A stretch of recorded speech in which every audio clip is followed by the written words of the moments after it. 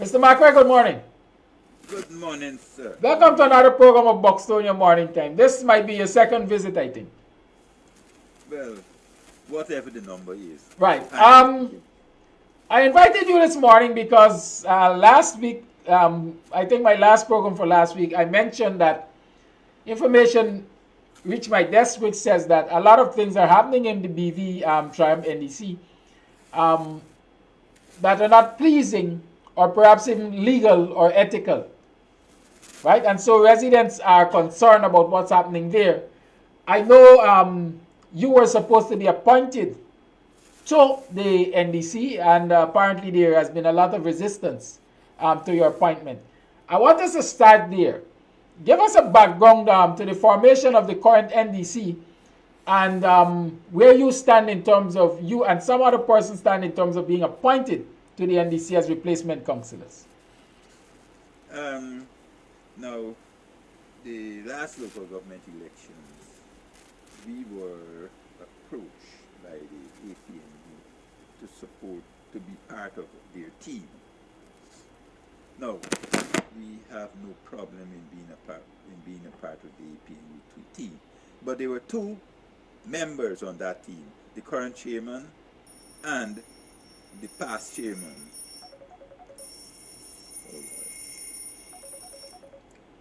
One minute. Someone is trying to call me. I need to. Yeah, the past chairman, right? Who we did Who are not these people want to by work name? with Because by I don't know name. them. Mr. Jamal Bagot and Mr. Um, Arcourt, the former chairman Arcourt, Harcourt is former chairman and Bagot current. Okay. the current chairman. We did not feel that it was ethical to work along with those two gentlemen in the council, in a council, because we we are of the opinion, and we were of the opinion, and we still are of the opinion that they were not there to serve the people of BV. They were self-seeking. They are self-seeking But individuals. why would you come to that conclusion? Uh, no, Mr. Bagot, I'll start with him. Mr. Bagot was an independent councillor in the last formation. While he was there, he was, you apparently, he showed some promise as a leader among the young people. But, as a councillor, he, he got a piece of land from the council, which we all know was an old well was in for the council, and that should have remained within for the community, because in case of an emergency we can revert to that well. So that was a decision the old people had taken. Right, that spot will not be occupied and it will not be used. But Mr. Bagot, by him being on the council, he was able to get it from the council. The council gave him that land to by way of lease, right? So, and there were other indicators from him. On the other hand, Mr. Arcourt, he is a Muslim, and we saw the ascendancy of the Muslims within the community, how they were getting things, while the rest of the community was not getting things. BV, for instance, had no roads done in that period under Mr. Arcourt, right? So we felt that he would not be the ideal choice to work for us to work with. So basically, we didn't want to work with them.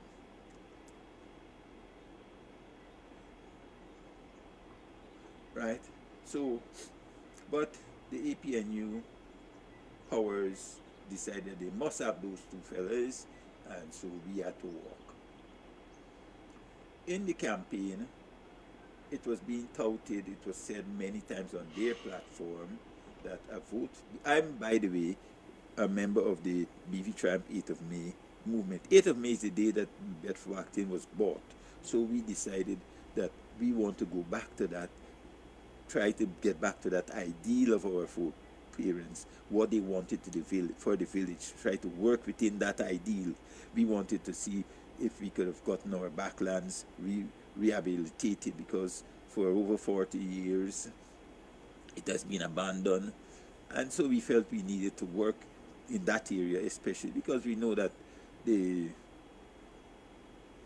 those land that we have at the back there could be considered our greatest reserve, our greatest resource, apart from the human resource in this community. And if should we get that resource organized, we felt that we can solve many of the problems that our community is faced with. So we decided that we're going to go it on our own, but as I said, during the campaign, the slogans, the most popular slogan was, a vote for the HMA is a vote for the PPP. So this got people in the who would have normally probably voted for us in a kind of a catch. Elton, can you raise your volume for us, please? Viewers are getting a problem hearing you, and they're also getting a problem seeing you because you're leaning over all the time. I mean, you're big. I know, you know, but I know your spine could take it. Yeah. So we were kind of caught up in that kind of a situation because the villagers were they were now confronted. Should they vote for the HMA? And then, as the APNU, their party of choice, is saying that a vote for the HMA is a vote for the PPP. So they were kind of caught up. Our group is felt, and we still believe that local government politics should not involve the national parties. That is the PPP and the PNC. Community workers should work for the benefit of our community. That, as I said, we wanted to go back to that former ideal of our parents, where they worked for the benefit, solely for the benefit of the community. So, at the end of the day, they got the majority of seats. You know, I must say, one of our members, it is known, one of our elected members, it is known that he is a bit hard on reading. No. So they decided at the swearing in that we must read this swear. We all know that swearing in ceremonies can be administered, where the person is giving the oath will read and you just say, swear, I do whatever it is. But they so as to embarrass this young man. Anyhow, he did read a statement. Right? So they made the life of two of our councillors, one of whom had to go out on national business, difficult. She went out, she left a message, an oral message, but when she got back, she was told by a particular PPP councillor, Mr. Neville Cumberbatch, that she is no longer welcome there. And the rest of the council said, yes, you missed meetings, blah, blah. So she felt it was not worth the while to go through the kind of indignities that they were willing to put her through. And the other councillor, who was busy with his job, had issues with his job, he decided that he's going to give up too. So we should have been replacing. We requested the information for that request to be, for the change to be sent to GCOM. It was delayed. Eventually, after a year and a half, GCOM got the thing. Just before Mr. Lowenfield left office, he signed 2 days before he left office. And that PPP councillor decided that he will dictate a letter to the overseer, which he signed and sent to the GCOM, saying that Mr. Lowenfield was on leave, so he should not be signing that letter, blah, blah, blah. And now, at the GCOM, we are having the royal runaround for the chairman and councillors to decide when they're going to go forward. They agree that no. So it's with the chairman of GCOM to decide when we will become councillors, when we will when that replacement will be done. Basically, that's it. So, in short, there was a conspiracy to get the two HMA councillors off of the council. And now that you're moving for replacements, that conspiracy they don't want them back. the conspiracy continues. But let me ask you this: does the consular? You said the consular dictated the letter to the overseer. Yes, he Is the said it was consular so authorized to dictate a letter to the overseer? Was no. it a decision of the Any consul? decision, any decision to be made during statutory meeting should be made by the chairman. But that councillor said he held a statutory meeting. No, that is what he said to me we had a statutory meeting which I chaired. The statutory meeting was 2 days after. But he had a statutory meeting 2 days before. And he cannot to date name the persons who were at that statutory meeting because there were no one except himself and the overseer. And so while that consular can dictate a letter and the overseer send it to GCOM and GCOM have you, according to you, running around, why can't somebody approach the court for a determination of this matter?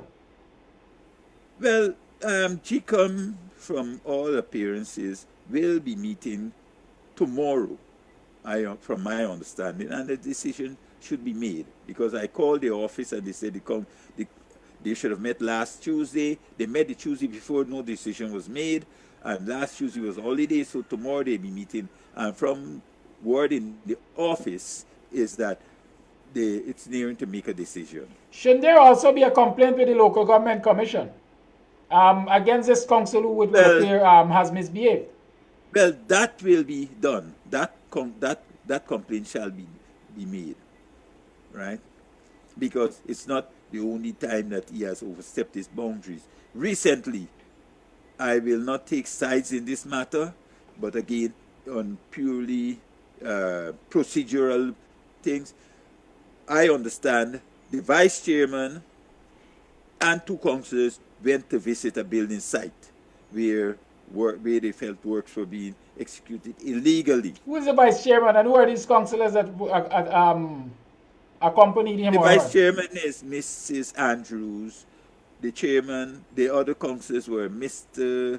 Glasgow and Mr. Duncan. Yes. They visited a site on Bedford-Acton where some people were building a culvert in the Bedford-Acton drainage irrigation canal. They felt it was an illegal structure because the council did not approve such a structure. So they went there. Prior to going there, my understanding is that the vice chairman spoke to the chairman who instructed her to go because he was busy, because he was not aware of it either. When they got there, they spoke to the persons who were involved in and asked them to give them some time. This was on a Saturday, to give them some time until the Monday when they could have gone to the office to see if there is anything that was done and they had forgotten about. In no time, I understand, this PPP councillor, Mr. Cumberbatch, instructed the people to continue working because permission was given. Again, he is assuming the role of the chairman when he is not. Only the chairman can make decisions between statutory meetings. We all know that. So the works continued. And what is the role of the chairman in all of this? You said Jamal Bagot is the current chair? Yes. Well, I've not heard from him. I've not seen him since that incident. So he is chairing in absentia? I don't know. He's chairing by proxy, through proxy. I don't know. I think there's a need for a lot more vigilance at the BV NDC. Because you can't get one man doing as he likes. And the chairman is. I mean, the chairman is just being condescending. Why he's just accepting this situation, I don't know. He will have to say why to the BV people. But the BV people seem not to be able to get him to say why. Because it doesn't appear as though they're holding him and the council accountable. Now there's another issue. Go ahead. A few of them are, right? Because at the last statutory meeting, there were a few people out there, and some people had written to the council, though I understand their letters were not read at the council on their grouses. It's another practice of this present council. Personally, I've written about 4 or 5 letters to this present council, and I've never received one response. And when you go to when you get the council meeting, which I did last week, and I raised some of the issues, the councillors all seems to be in wonderland. They never heard of these things that I raised. And that will come to another issue, because if you write to the council, isn't it true that the admin officer of the council is the overseer? And so when you write, it is the overseer who has to basically read that letter and put it on a file? She should take those matters to the council, because she is the CEO of the council and the secretary. And so are you saying that she has not been taking the matters to the council? No, she has not been doing that. And she did not do that last week for the people who said they sent letters to the council. And so why isn't the council disciplining the overseer for not doing what she's supposed to do us? So what y'all got over there? Is it Wild Wild West? Boy, it is more how much I can get out of the system I will get, because there is no one to stop me. I own this place. We who are on the council are the owners of this thing. We are the sole authorities. I'm of the opinion that major decisions in this community, if the council has to make a major decision, they should consult the community. And they have not been doing that. In fact, that's one of my letters. One of my letters pertained to where they leased two pieces of roads. I asked them why didn't they call the community? I told them such decisions to change the use of a piece of land, because the road is land eventually, should be dealt with by the community first. The community should decide whether we want this road or not, or whether we want to turn it for private use.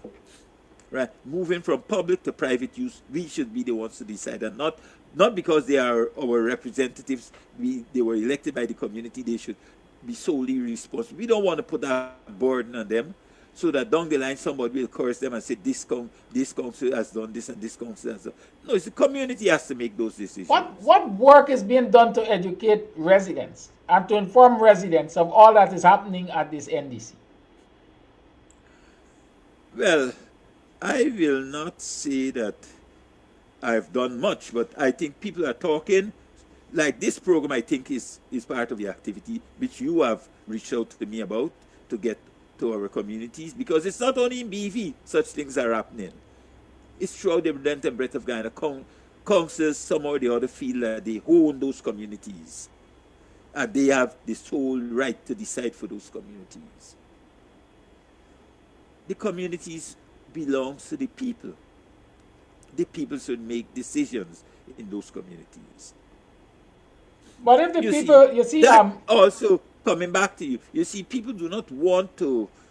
At times, people are afraid to come up against the council, because these councillors represent, quote unquote, the political parties. And if you come against a political party, you are likely, if that party is in power, to be crushed, or if it's not, for them to smite you. So people are afraid to come up against the political parties in their communities. So that's one of the reasons why we are saying, let the national political parties get out of our communities and let us deal with our communities for our community's sake.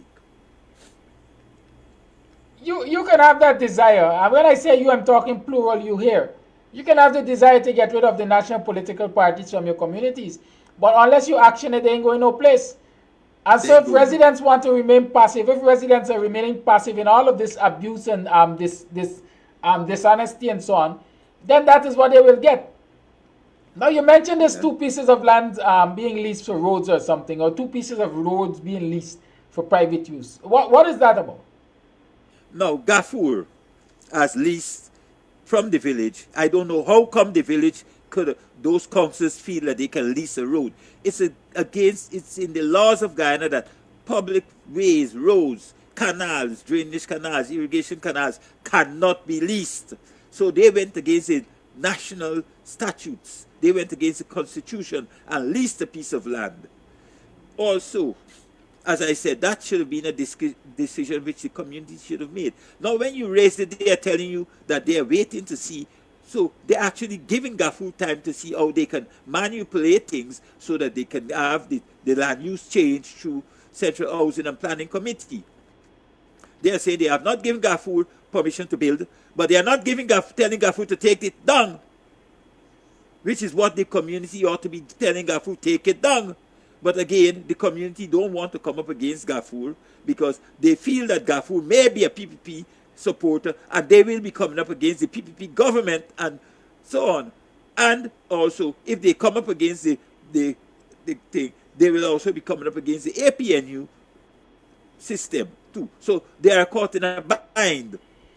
Mr. McRae, I don't know.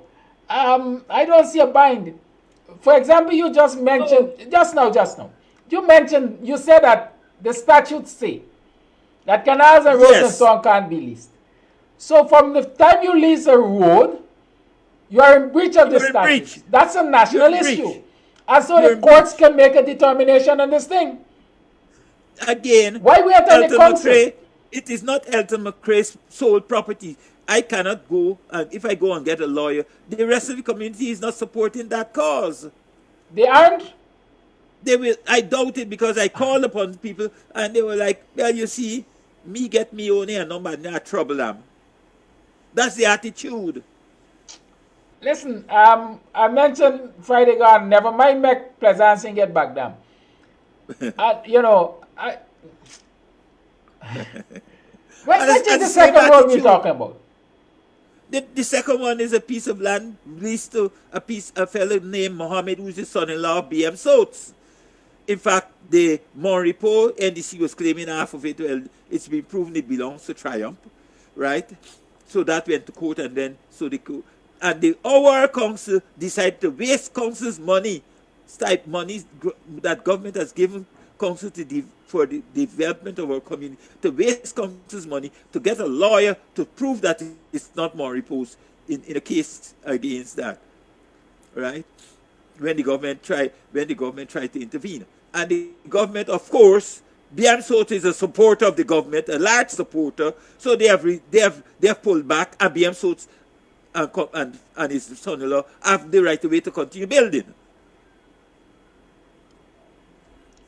So you spend the people money to prove that its property is the people own, to give it to a private person.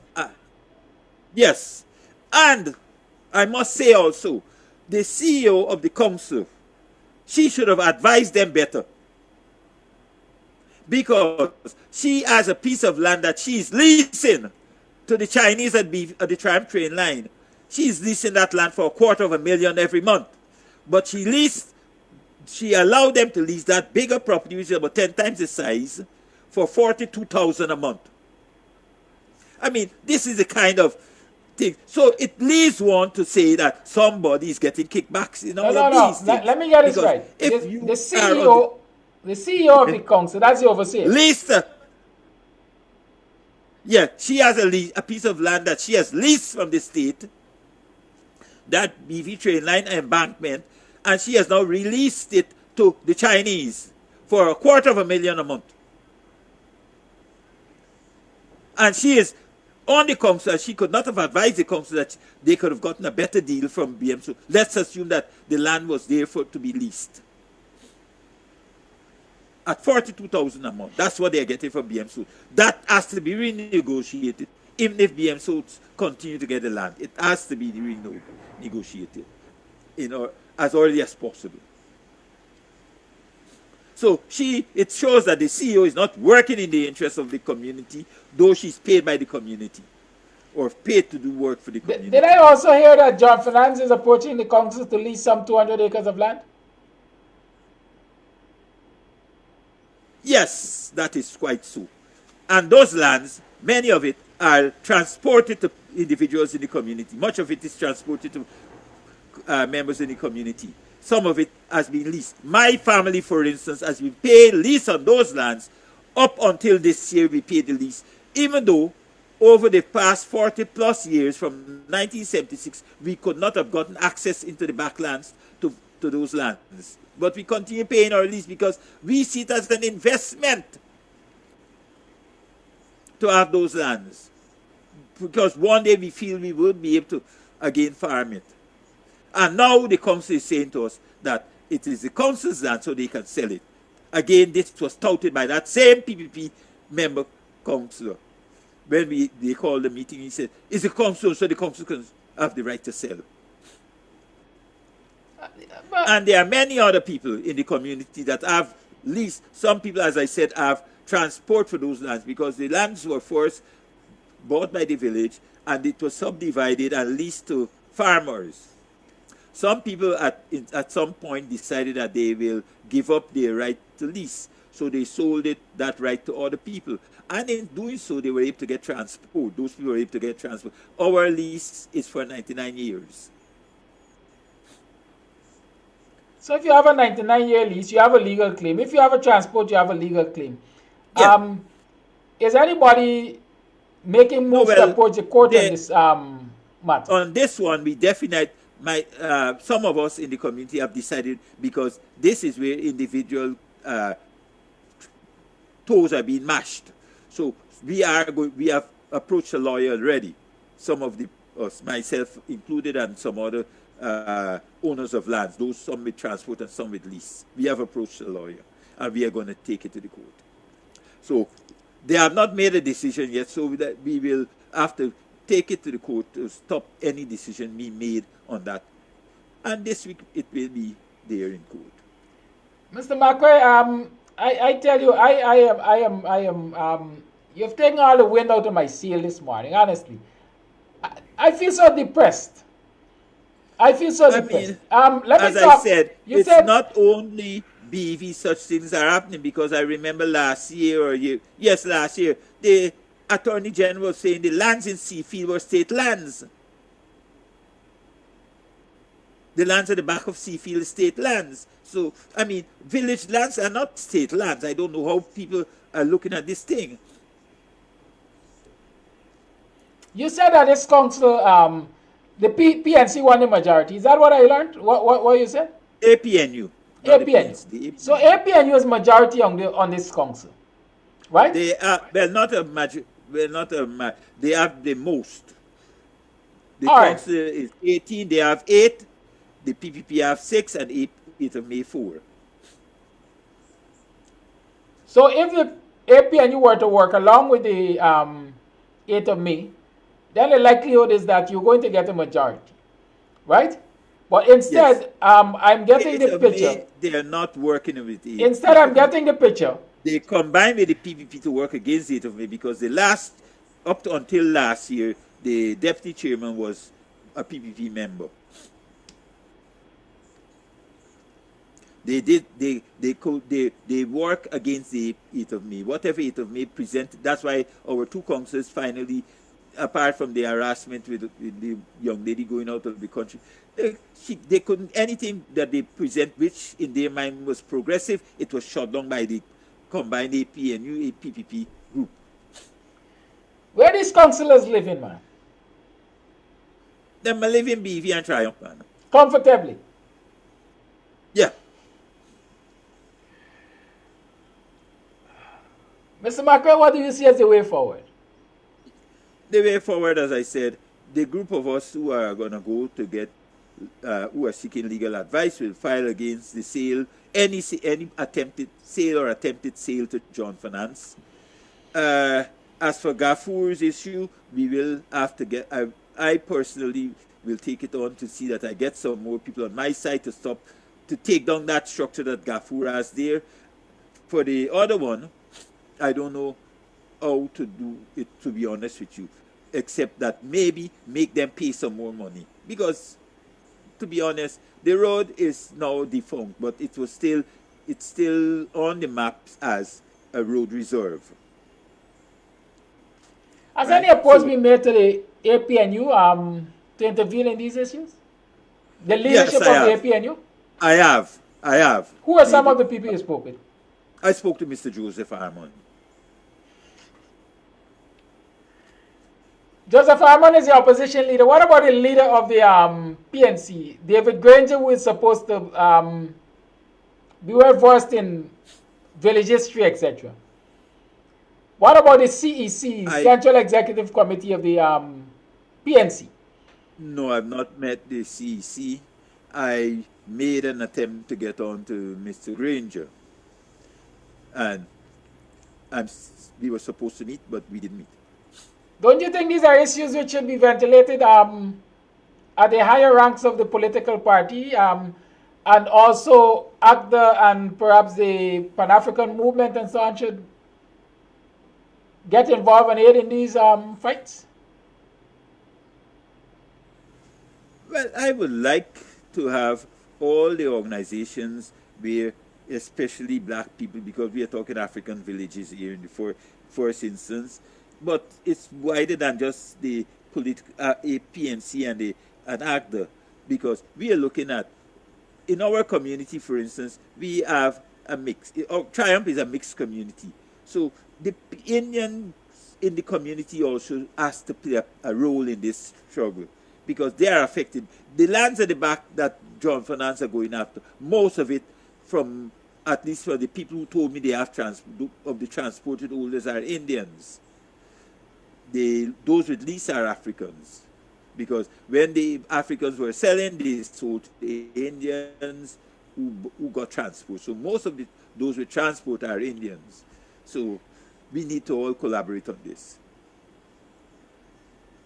That's why I keep saying, in village affairs, it should be left to the community and not to these national political parties, because people will be afraid to come up against the parties and then they be crushing their communities.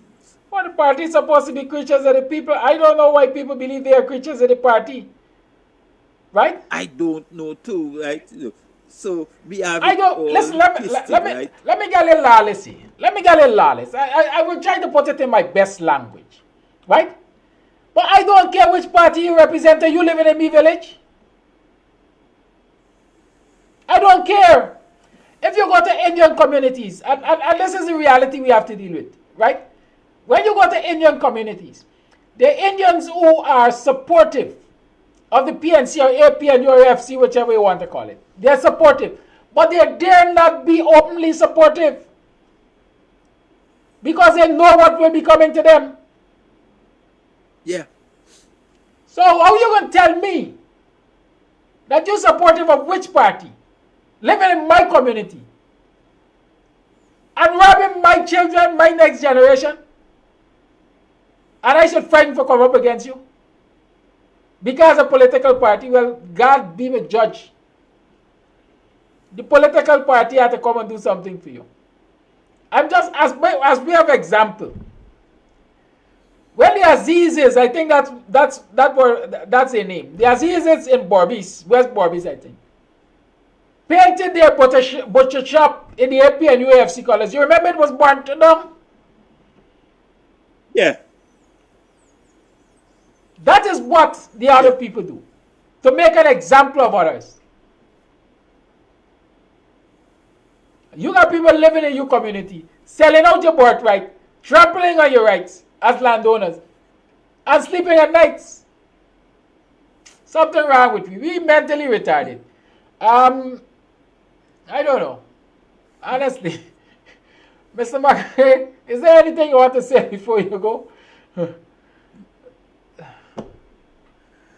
Well, before you get me locked, all I will say is to the beefy people and to all villagers, be vigilant. Fight for your home, because nobody will look out for you. No Jesus in coming to redeem it. No Allah in coming to redeem things for you. You have to look after it for yourself and your children to come. Thank you. Thank you, Mr. McRae. Have a good day. I'll try with them BV people there. Why me I try with them? Me not get no other choice. Are we not saying educate and agitate? Maybe you need to, if you need a louder, I could lend you one and so. Me get one, but. Because you need to walk the village or something street by street, but don't walk alone, they're going to assassinate you. Street by street and spread the word and let people know what's going on. And hopefully they're going to wake up someday before Christmas. Have a good day, sir. Later. Peace. Thank you very much. Bye-bye.